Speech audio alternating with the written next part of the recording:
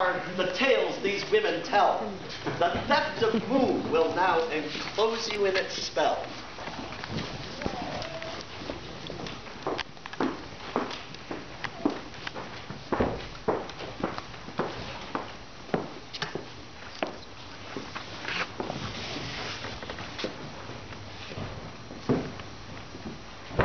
Long and long ago, days and dark ago, Wainamoinen played his kantele sitting on a rock, and everyone leaned in close to listen. The squirrels were listening, the trees were listening, the rocks were listening, even the sun and the moon leaned in close, listening.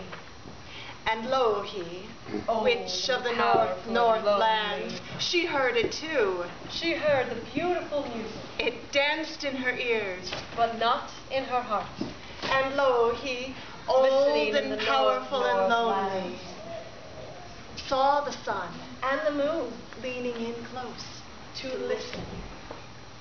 Now Louhi began to sing over the top of Wainamoinen's music. She sang her magic into her arms. She sang her magic into her wrists. She sang her magic into her hands. She sang her magic into her fingers. She sang her magic into her fingertips. And then she reached up in the sky. And she closed her hand around the sun and the moon and pulled them down, and bundled them up in her shawl. And now the world was dark. And Wainamoinen's fingers fell silent on the strings. And the winter winds howled, and the snowdrift swallowed up people's boots with feet still in them, and even the evergreens were getting confused about what to do with their leaves, and the people's spirits grew as dark as the sky. Now Ukko, who strides the skies in his boots of blue, saw that his sun and moon were missing. But though he tried to set things right, his new baby sun fell, tumbling, twinkling, sparkling, sputtering down from the sky. But Wainamoinen, steadfast and brave, saw where that baby sun had fallen, and brought it back to his village, and taught it to behave inside houses. And now the people had fire in their hearts, light and heat to carry them through the cold, the dark of winter. But still the world was dark, and the winter winds howled, and the sky was empty. And Louhi, witch of the Northlands, laughed quietly.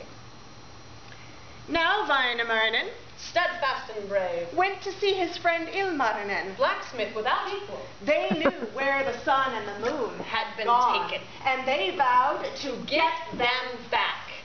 Ilmarinen would forge a set of magic keys, one for each of the 9 locks that imprisoned the sun and the moon.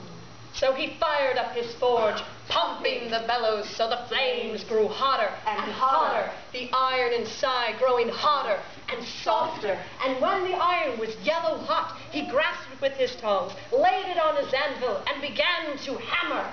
Now up in the Northlands, ringing blows, he heard the hammering, and she recalled the theft of the sampo, shaping the hot iron, when Ilmarinen and Wainamoinen were more than her match, reheating and hammering, and she began to be worried, shoulders sweating. So she sang a song of feathers and fluff, driving the blows, and she changed herself into a little bird. And she flew down to Ilmarinen's workshop, where she saw him hammering. What are you making? The little bird asked. Swords and spears, knives and axes to attack whoever has stolen our sun and moon. He recognized her. Now, full of fear, she flew back to her home, sang herself back to human form, unlocked the 9 locks, and sent the sun and the moon back to the sky. Now the winter was cold, but the sun was bright. The nights were long, but the moon shone full. And here in this place, we know the sun is on its way back. Yeah.